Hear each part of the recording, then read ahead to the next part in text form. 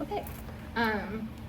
So normally right now we would talk about what you worked on in your last data meeting and a celebration around what went well with that, but I wasn't in your last data meeting, so we'll just start with anything that you think is going well in your classroom, a celebration, anything at all?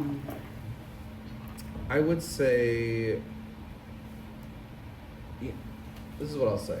I'll say that most days it's a hit or miss for student participation. And I think that's because students are so far behind. I have so many kids who are so far behind. That's not unknown knowledge. But I will say on this particular assignment, a lot of kids scored 3s and 4s. So what I noticed was we literally spent the entire period just doing this. And that's what allowed them to get their 3s and 4s. Typically for an assignment like this, it's like 10 to 15 minutes. And then I get a lot of incomplete assignments or 1s and 2s. And so the difficulty I'm having is I can't spend 30 minutes, 45 minutes every class period to have them answer one question. But that's what produced a lot of 3s and 4s. Yeah.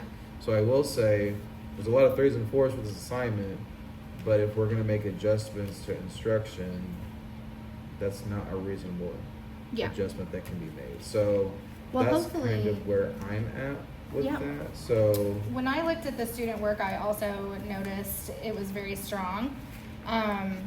Hopefully as we talk through, hopefully one, we align on what we think like their gap was in their learning and what they need to strengthen. And I think I have an idea of a quick like mini lesson, adjust instruction to address the gap that won't take 45 minutes. So hopefully as they get more used to this and doing this, that it goes quicker. Okay, so today we are focusing on the part of the lesson that was aligned with the writing standard, the argument writing standard, introducing a claim, acknowledging and distinguishing the claim from alternate or opposing claims, which really wasn't in this particular assignment, but introducing the claim was. Supporting the claim with logical reasoning or evidence was in this assignment. Using effective transitions in their writing, establishing and maintaining a consistent style and tone, and providing a concluding statement are the key components of the standard that this particular task focused on. Have you looked at know and show charts in your data meetings yet in the past? We have briefly. There was a lady that came in during one of our meetings. I don't remember what her name was, but she was from the relay training. Okay. And we had talked about them, but then for whatever reason, they were like not ever brought up again. Okay. Or at least in the data that I've submitted, they've not really been like. That's fine. Like a strong point of it. I do know that what it basically means is like, what do we need the kids to know versus show so they can achieve the learning target. Yep.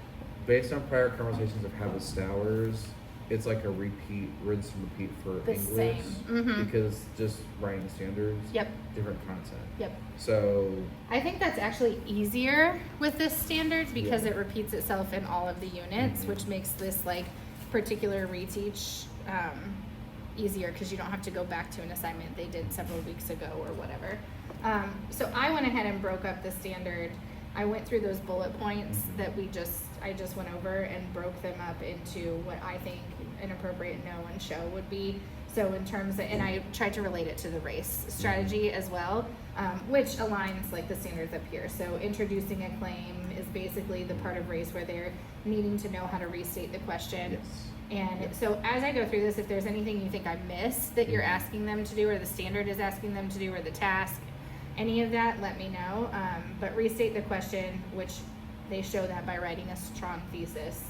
Answering the question is writing a strong claim. Find and cite relevant, accurate, and credible evidence is using their direct quotes, which through the student work, I can tell that you were asking students to cite textual evidence. And did you ask them to put on page? Yes. Most of them did. So I thought okay, good. So basically I could show this by choosing strong evidence and direct quotes. This one I need to understand that textual evidence, quotes, facts, or details from the text prove or support my claim by showing that is related to E, explain. Mhm. So, they're showing this by choosing strong evidence that connects directly to their claim. So in this task, why doesn't he feel free? They state that, they find the evidence that supports why he doesn't feel free, and then they have a sentence that connects it. So this is directly related to that Yes. sentence. Yes. Using phrases like this shows or this proves Yeah. that, which we will see we both had in our exemplar too. Mhm. Keeping a consistent style and tone. So staying formal and respectful, avoiding slang, matching purpose to audience or audience to purpose.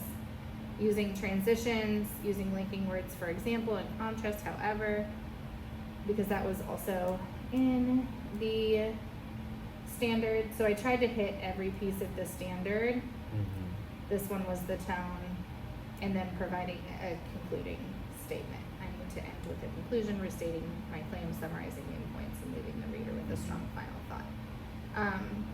Do you think I missed anything in? No, and this is basically what Stowers Yeah. and I like established, and so this is just kind Similar. of what we've been just putting into the document. Okay. I think that's why we haven't really been talking about it a lot because it just You doesn't already did it. change. It doesn't change. Yeah. So this is very consistent. I actually like this table that you made. Will you share this with me? Yep. at this time? I shared this document, the weekly data dig form, and Okay, it's perfect. linked right here. Perfect. And then I also linked the essay rubric from Amplify, Okay. which if I you can, don't use that. I just go by race. yeah, it's, you had said that, so as I was looking through here, I was just trying to make sure that this was consistent with the know and show, Mhm. which is also consistent with race, and they all are very connected, so I think Okay. you're fine to do that. Okay. I will say on your table, we definitely get the restate, the answer, the site explain. Mhm. The things that I have not been having them focus on yet because we're just now getting to the point where we're getting 3s and 4s, Mhm. is the grammatical pieces Yep. and the transitions. Yep. Now this is something in tone and style. I have not specifically taught them or explicitly taught them what those things mean yet because we've been struggling with even providing an accurate answer. Yeah. So the first couple, like the first 4 on here, definitely have been the main highlight, Mhm. and I think that came through in this body of work. Yep. These things are definitely things that we need to be We're working, working on. Mhm. moving I noticed forward. that, and I figured that was the case. Yes. Because we had talked before we did this meeting about how you were focusing on race Mhm. and just trying to get them to get the structural items. So even as I looked at the student work and identified a gap, I didn't focus on those 3 Okay. things. Okay. I was gonna note a couple things that you can highlight, like quick fixes for the students, Mhm. but that's not like the main thing that I think we need to focus on in terms of what's showing up in their writing. if that makes Right, sense. and this is something we talked about. I talked about with Stowers too. Is this standard is massive, Yes, and so it's to huge. cover everything in a 4-sentence Mhm. paragraph, when this is really almost situated for essays and projects, is ridiculous to Mhm. ask every single time. Yep. Particularly because they are not even ready for the most basic elements at a consistent level. Yep.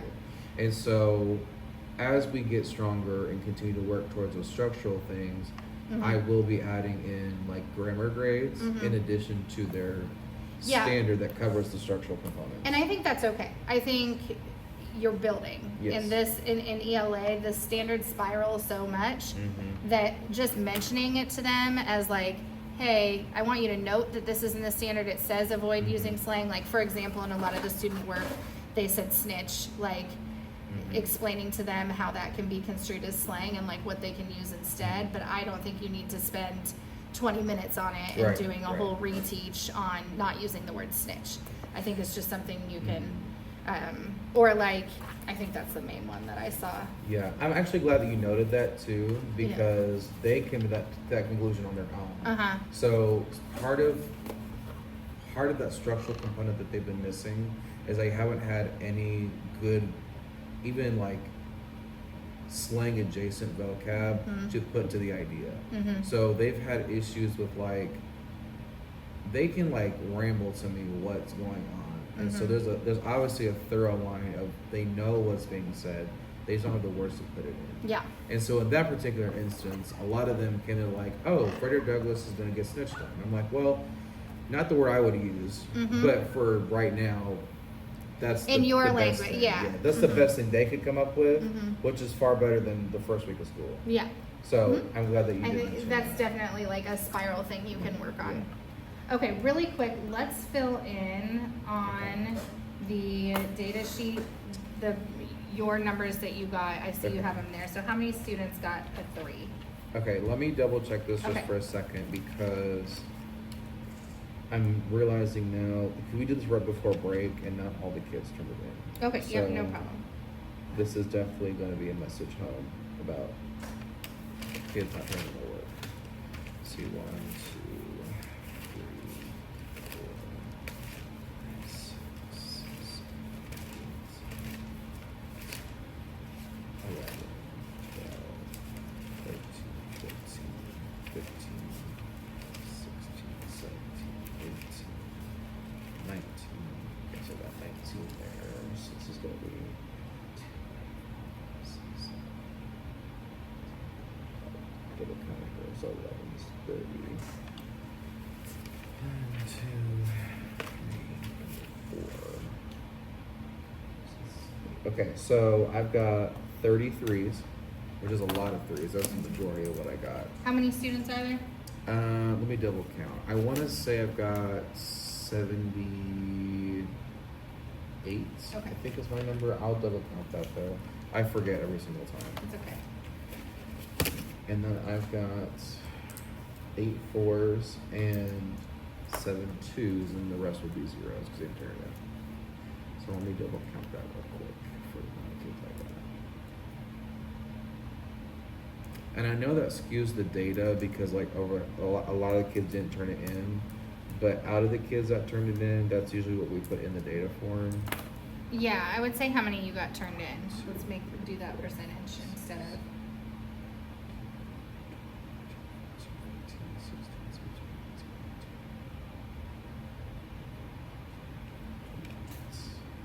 18. Okay, so in total, the total submissions I had was 45. Okay. So out of 45, I had 33s. I had 7 2s. Sorry, I just got myself confused. And 8 4s. Yes, that is correct.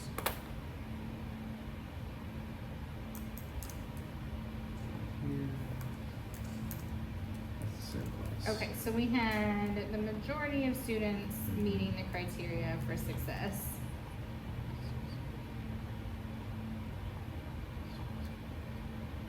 Which is good to see. Let's take a minute and look at your exemplar, Okay. which I have on my phone, which we're using to record. So if you can pull it up on yours, we can compare it to mine. Which I already compared them, but I want to see if you come to the same conclusion that I. Hold on, before I will open it up. How many did I say that I had in total? 45, No, out of all my kids, 78. it was 78. So I was doing a mental check against myself. That's what that was. Oh, I okay. counted up on my classes. I had 78 8th graders in total. Yeah. I was like, I think it's like 78. I was just trying to remember. But I how went many ahead it and was. divided the number by the submissions you Yes, had, so it yes, didn't. that's good. so I we- just, yeah. in case you needed that information. Yep. There were 78 in total, so that means that I have 33 not submit, which was basically a class that did not do it. Which makes sense because my first period did not do it alone. But I will pull up the example that I gave. Yeah, them. so we're just trying to look at the exemplar and identify the keys to an ideal answer. And I'm gonna look at, is it Brissa's? Grecia. Grecia, Mm-hmm. too, because she was scored at a 3, and compare that to the exemplar as well. Okay. So I've got. I'll find it real quick. It is right here. Okay. This is the one I did. Yep. Okay, so when Douglas arrives in New York, his freedom doesn't feel completely free because he is still living in fear. Even though he escaped slavery, he knows he could still be caught and sent back to the South. Douglas says, I was yet liable to be taken back and subjected to all the tortures of slavery. This shows that his freedom is not secure and he cannot relax or trust anyone. To truly free himself, Douglas needs safety, work, and a place where he can live without fear. His emotional freedom only comes later when he can live openly and help others gain their freedom too. Okay, so what'd you say? Briscia? Brescia. Yeah. I didn't want to mispronounce it. Douglas's freedom doesn't feel safe when he arrives to New York because he was afraid if he spoke about his past to the wrong person, that person can report him and get sent back to the South. So she does restate the question.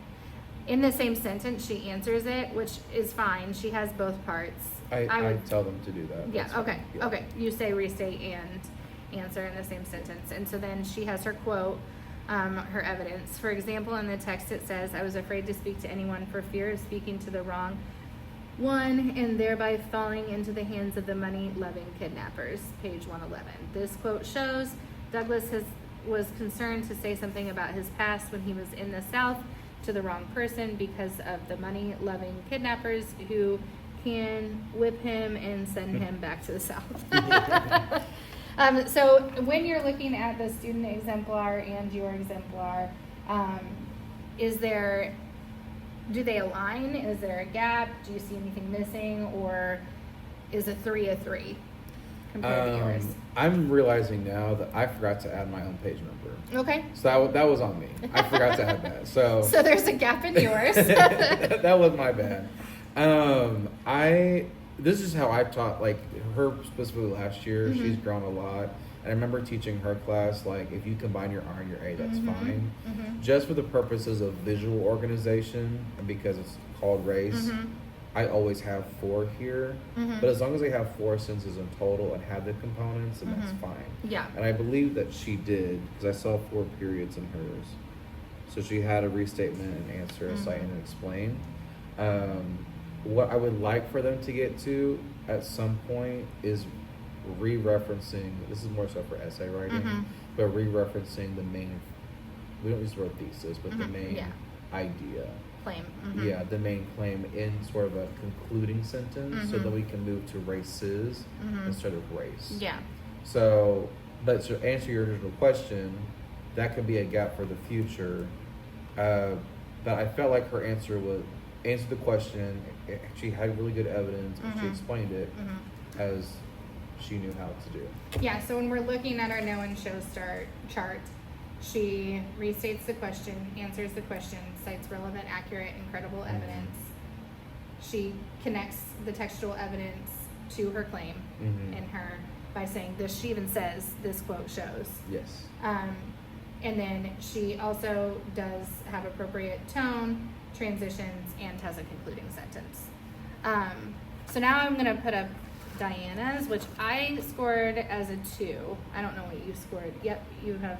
Is that Diana there? No, Diana, I think I gave her a 3 on hers. Let me find hers.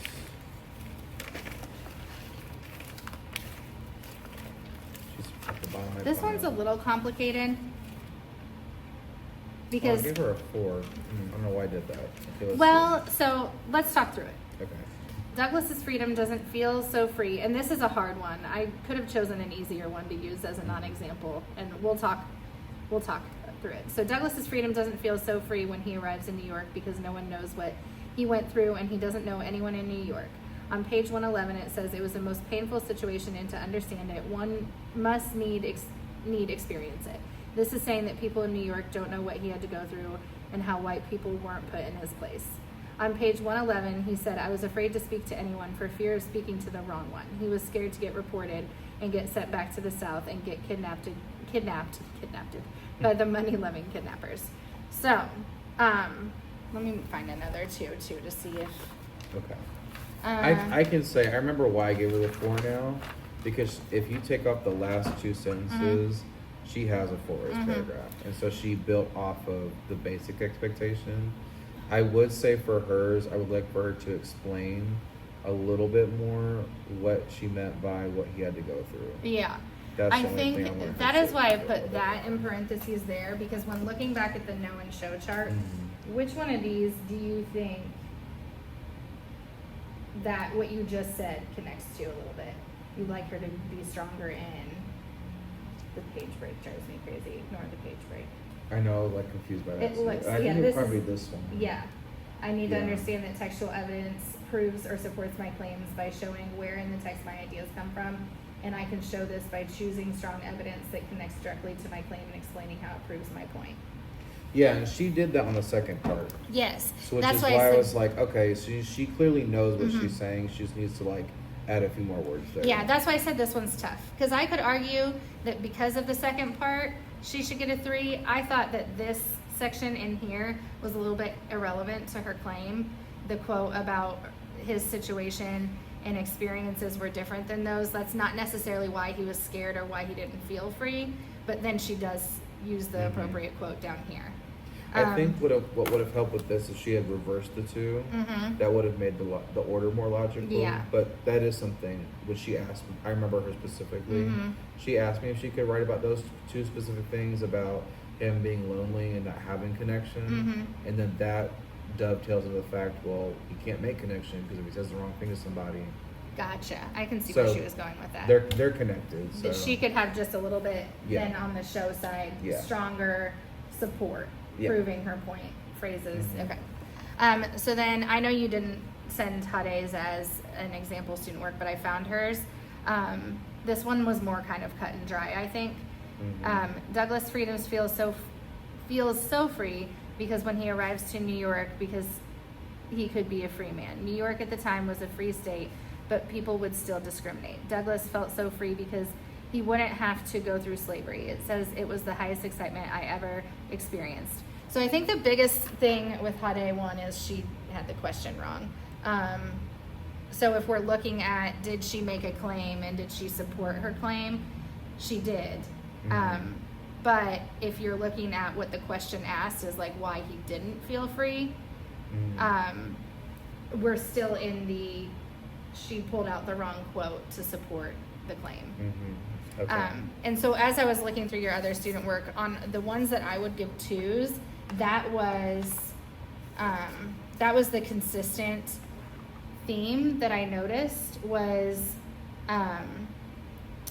they either failed to fully connect their quote to their claim Mhm. on the show column, so I can show this by choosing strong evidence that connects directly to my claim, or they pulled out like an irrelevant quote that doesn't Mhm. support the claim.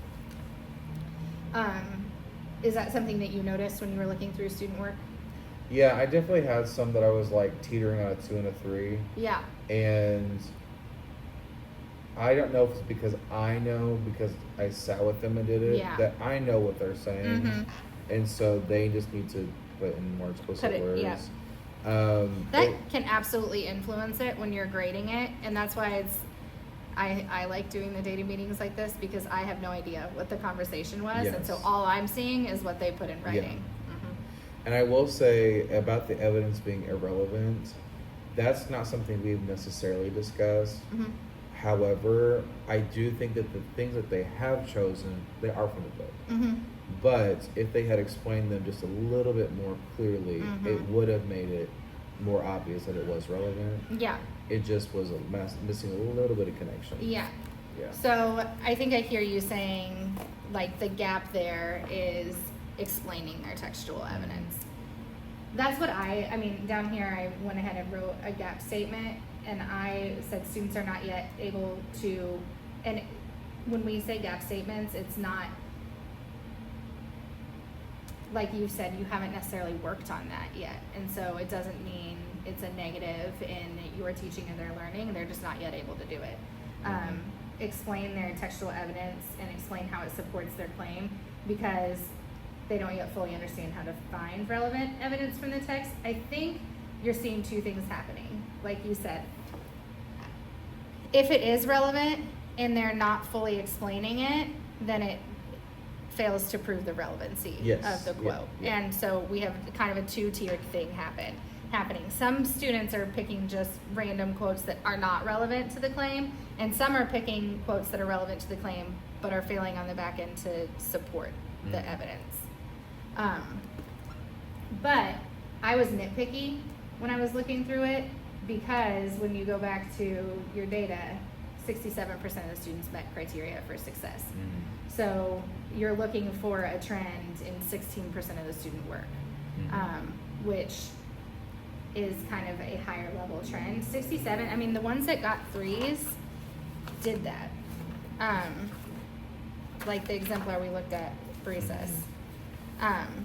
She picked a relevant quote and connected it to the text. So the next thing then is to figure out how you want to address that. So this is the issue I have every day is we only got to, like I said earlier, we only got to this level of completion and things being turned in this higher level of quality of work because we spent so long on this particular activity. And so I don't really know how else to modify and change because they're already seeing and we're being given sentence starters, a model, we walk through the question together.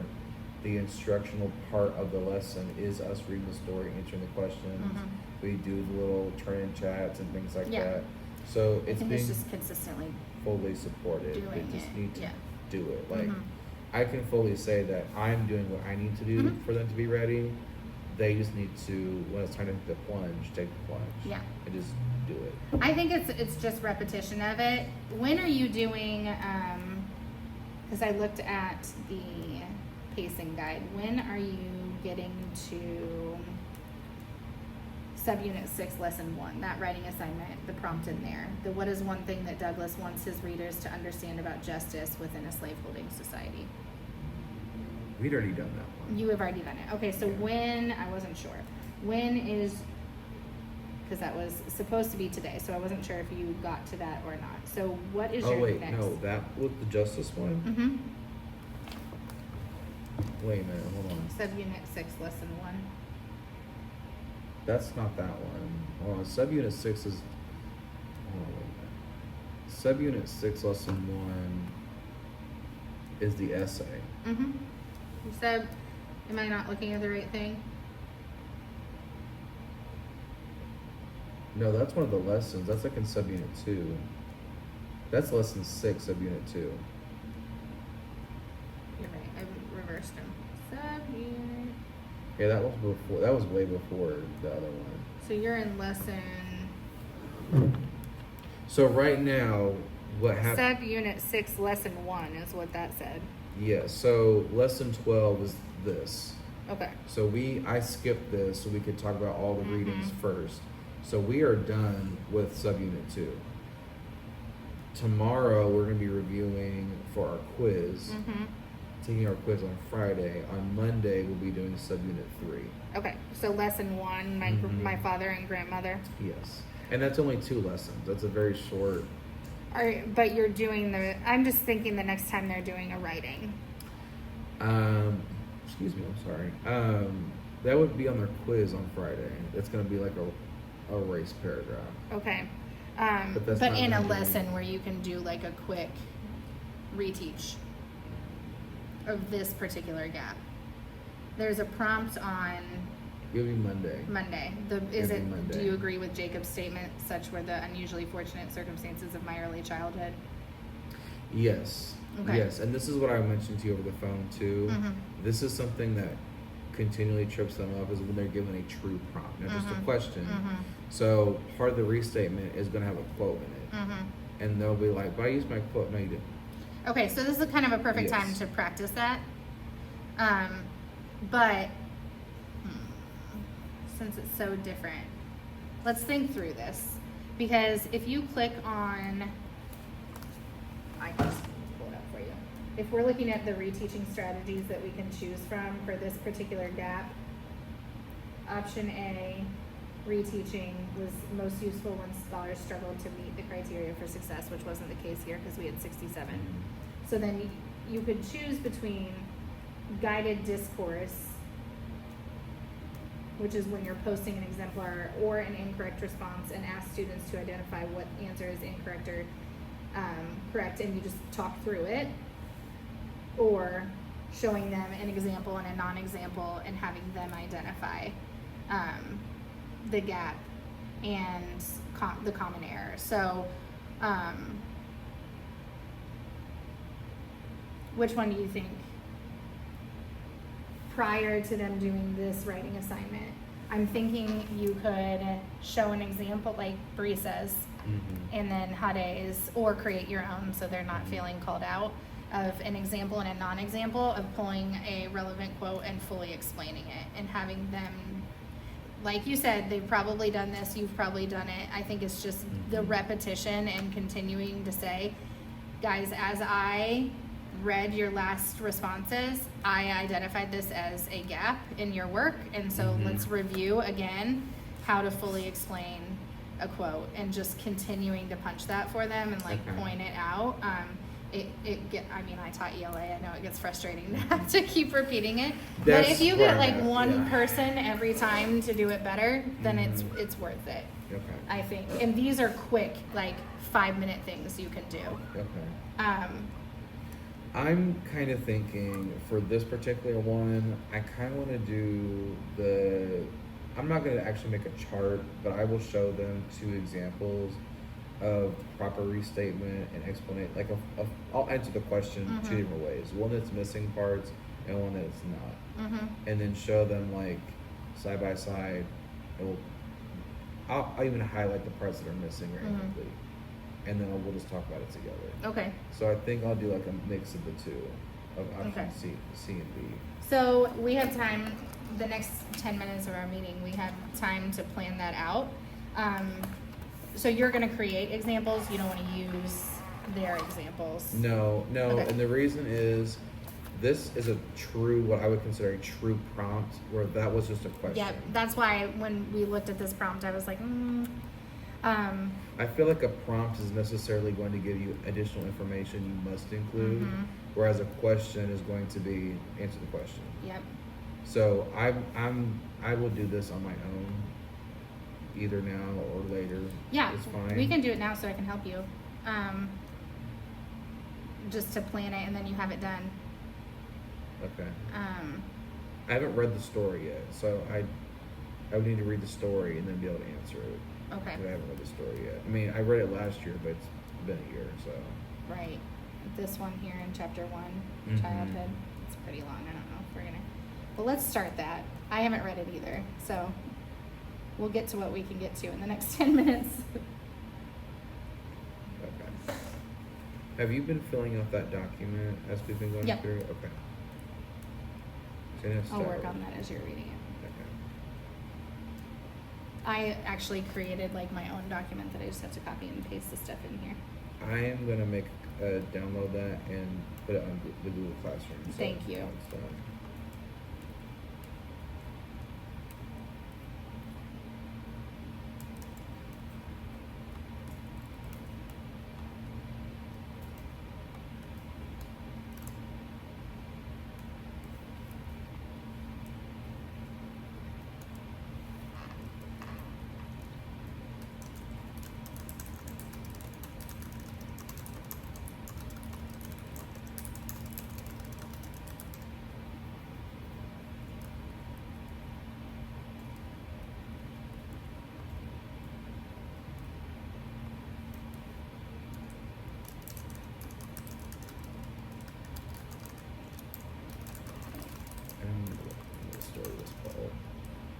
Is it? Incidents in the Life of a Slave Girl. That's what it's called. Incidents in the Life of a Slave Girl. So when it shows it in Amplify, the prompt here, is it related to this chapter? Yes, this it text is. right next Yes. to it? Okay, so Yeah. reading that should be, okay. And we literally read it and then directly answer it. So like there's never like A gap in time. Yeah. Do you want to select a different, like a prompt that's similar with a passage that's similar that they have previously read so that you're not giving them the answer when you present an example or a non-example? So I always show them an example so that they're able to answer the question. Related to that exact prompt. Yes. So like even for this one, I showed them mine, so then they knew how to answer it. Okay. So you don't think that you don't get students that are copying yours exactly. No, yeah. they try to pull that like the first week, Uh-huh. and then these are the kids that don't turn anything in. They're like, well, if I can't copy it, I'm not going to do it. Gotcha. And Okay. I'm like, well, that's not how that works. Mm-hmm. I'm showing you so that you know what I'm looking for, not so you can copy off me. Gotcha. Okay. But no, and all the ones I've looked on online and right here, it was all their own words and ideas. And especially those 4 levels, or at least the ones that could be considered 4s that we talked about, they had multiple pieces of evidence and multiple ideas that were intertwined that I did not mention. Okay. So they're definitely building it and taking So it. I think since you're showing them an example, what you've done in the past is showing them an example. Show them an example and a non-example, and have them. So the guided discourse here is having them then point out what is missing in the non-example. Does that make sense? So am I making a station out of that, or like how? You can, or you can, because you had 67% of the students meet the criteria for success, so this was only related to something 16% of students were doing. You can show your example to the whole class, and then you can pull a small group. And as the whole class is working, the rest of the class is working on their essay that doesn't need this, you can pull the students to the student work that you've identified that need this, and do like a 5-minute, okay, now I'm going to take this a step further with you. Here's the non-example. Let's talk through this. Okay. That's probably how I would do that. Okay. I know that in middle school we don't do a lot of small groups, only because, I mean, look at the room. Right. So what I would say, I mean, you can easily do it though, because you're going to release the rest of the class. So what I would do is show your example like you always do. Show your example, release the rest of the class, and say, now you guys are working on your prompt. And then you 5, I would even put a table in the middle and sit in the middle with the 5 that you need to go over the non-example with, so that you can easily like pivot and redirect if they're like, oh, he's not paying attention, then pivot and redirect, and you're working with the 5 in the middle. And again, you're just going over the non-example for 5 minutes with them. Or you could put the small group at their table, give them the non-example, give them a minute to think through it, and then go over and debrief with them. Okay. I'll figure something out. Okay. Because in the past, I've just had them come up here and just work with me at my desk. Yeah. Well, however, I mean, if it works for you, if you're, I just didn't know if your concern with like pulling a small group was the rest of the class getting off task or not. That's definitely part of it. Yeah. I just wish we had more people who could come in and just help like watch and like walk around and like, so then we could do more. Do you want me to come in when you do this? If you want to, I yeah. can. I would love that. When do you think you're going to do it? Let me get it on my calendar so I reserve your time. It'd be Monday. Monday? And it would be like the last 20-ish minutes of class. Which blocks? I teach the same blocks. Yeah, okay. So it's first, second, third period. I don't know that I can come all of them. Let me look at my schedule though. But I can come. Even if you come in for like my first period, that's where I have like 17 kids who are in the red. Okay, let me do that then. And so that's part of it too, is I have so many kids, like my small group is the entire class. Yeah, so then do So whole that's class. that's what I've been doing with the models and things like that, and that's where I'm at an impasse. I'm like, okay, so the small group is the whole group, but then when I release you to do it and walk around, do my labs and call my labs and whatnot, you're still not doing it, and I'm like, Could you, so the difference is presenting the example and non-example and having them identify the gap between the two on their own.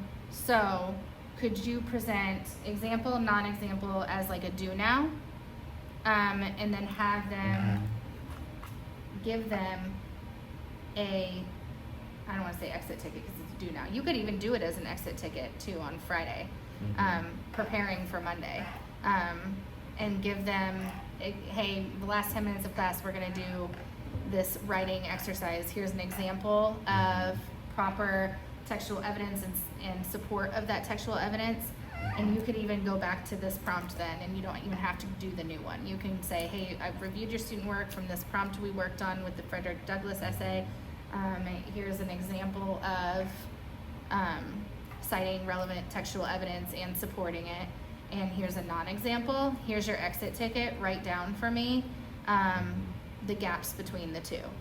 And then if you did that in your first block when you had most of the students, then you can take that exit ticket and identify the students who still can't point out the gap between the two, and hopefully that narrows your small group, and you can, it's less than the whole class, and you get maybe 5 to 10, hopefully not 10, because that's still a big small group. Yeah. It was like, but you could, and I'd be saying. happy to, and then I'll still come in on Monday. If you want to do that on Friday, I'll still come in on Monday when you do, and then you can do the example, non-example for the new prompt. Okay, and pull the small group. I'm thinking what's going to happen is, I like the idea of spending the last 10 minutes on Friday, but Friday is the quiz. Correct. And so, even though they may not get done, I'm shortening, because we're going to have to do 2 quiz days. Mm-hmm. The second, basically how Amplify does it, they put all the questions for the entire unit together. Mm-hmm.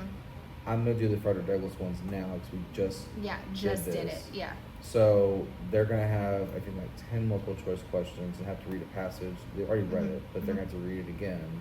Could you put it on the end? And then they have a race paragraph. And so my concern is They won't get to it. they're not going to get to it. And if I do give it to them, it'd be like 2 or 3. And then they're still going to have to do it on Monday. So I'm thinking, I like that idea, but I might just have them do as an entrance ticket on Monday. Okay. As So a do you want me to bow come ringer. at the beginning of class on Monday then? What would you be doing in the beginning? If it's just the bell ringer. Mm-hmm.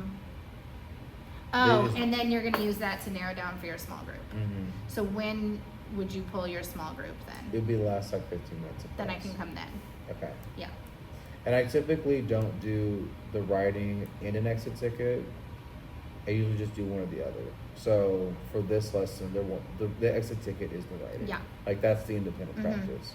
So when you pull your small group, you'll go over the example, non-example, and the gap, and then they'll do their writing? Is that your... No, so we'll have to go through.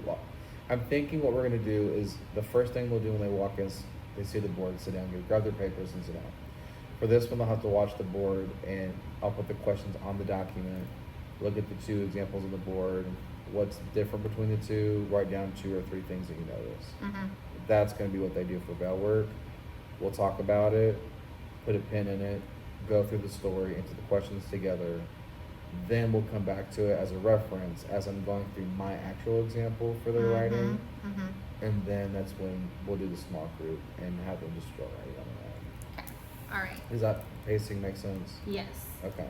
So the small group will be based on students who are struggling with the identifying of the gap Yeah, and that'll be from the bell work. in the last 15 minutes. Yeah, Okay, so I'm gonna put 10, on 9:45, 9:50. Period 1, that would be 9:50 to 10:05. Yeah. Okay.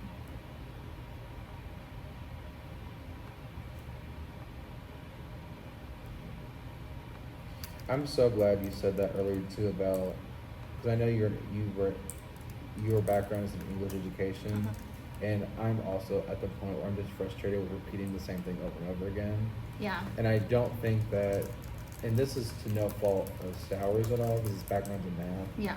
but it's like Understanding that. this, it's like the same thing every day. Like I'm doing what you're asking me to do, but I feel like with math it builds on itself, where this is like, you just have to do it. It's so much repetition. Yeah. But even, it's funny because I'm doing the things I promised, they're just not doing the work. Yeah, and so that's the point of the meetings is like, it's not definitely not a judgment on what you're teaching and not teaching. It's more like what is resonating with the students, and how can we just continue to repeat, adjust until it does. And I always had to tell myself, like, oh wow, like you said, you noted Breeze has gotten so much better. And so like focus when you're looking at the student work next time on like, okay, I pulled these 5 kids in this small group and these 2 did better.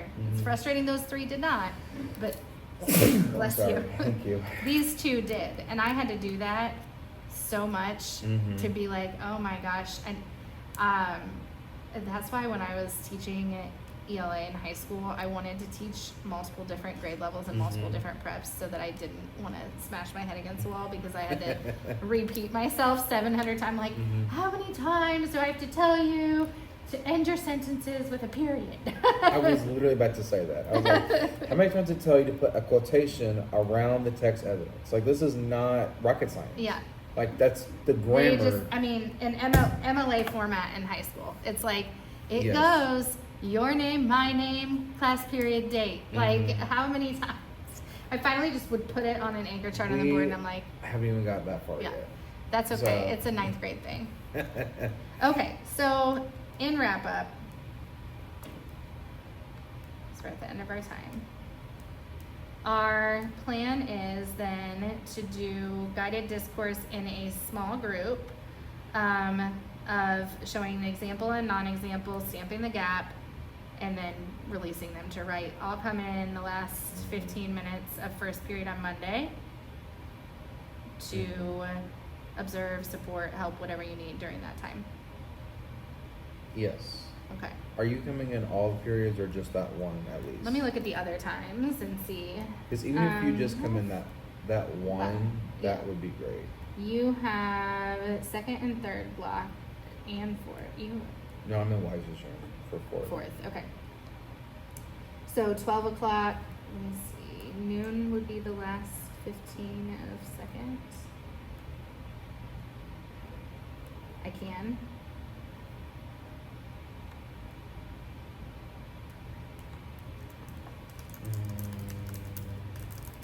Okay, so you want to come in for 1st and 2nd?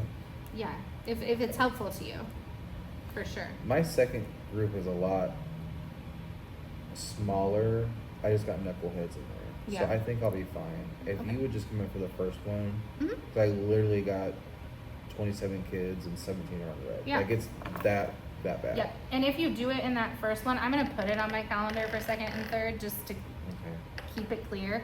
If you want support, it's not for like I have to see it or anything, but if you do it in that first one and you're like, it was helpful to have you in here, will you come back? Then I will. Okay. Because I am free both. My schedule on Monday is surprising. Don't say that too loud. I know, now it's gonna blow up. She was just kidding. People on the camera. Right, don't listen. Okay, so just to make sure that we're on the same page, they're identifying the gap is their bell work. They'll answer it. We'll talk briefly about it to see what answers they said. The lesson will be as normal. Yep. Read the story, answer the questions. And then right before that last 15 minutes is when I will reference that gap. And that'll will be right before you come in or as you come in. Yes, And then that way we will do a small group. and you'll be able to help them. Mhm. Yep. I have a feeling it's going to be a very large small group. So Well, if you also want me to sit with, like, if it ends up being more than like a 5-person small group and you need 2 small groups, I can sit with another okay. group and work with them. I'm thinking I might have all the kids that I know will be fine sit in the back / this table, and then I might have a group with you over by the poster table, and Yeah. then I'll be able to do it this I one can do that. because I have a feeling it's going to be a lot. Okay. I mean, I just met my class, and this lack of preparation is they got a lot of zeros, so because they just didn't do it. Yeah. This was. And you know what? Sometimes I think, like, there are some that just don't do it, right? But like maybe if you're again reiterating and a light bulb finally goes off, then you might get 3 or 4 more people that turned in something. Yes, I thought that light bulb moment would have been SLCs, Yeah. but unfortunately, they're 8th graders, so. Mhm. We'll Okay. see. We're 6 minutes over, so I'll let you have your time. Thank Okay. you for meeting with me No, today. thank you. This was Yeah. actually very helpful. Good. I'm glad.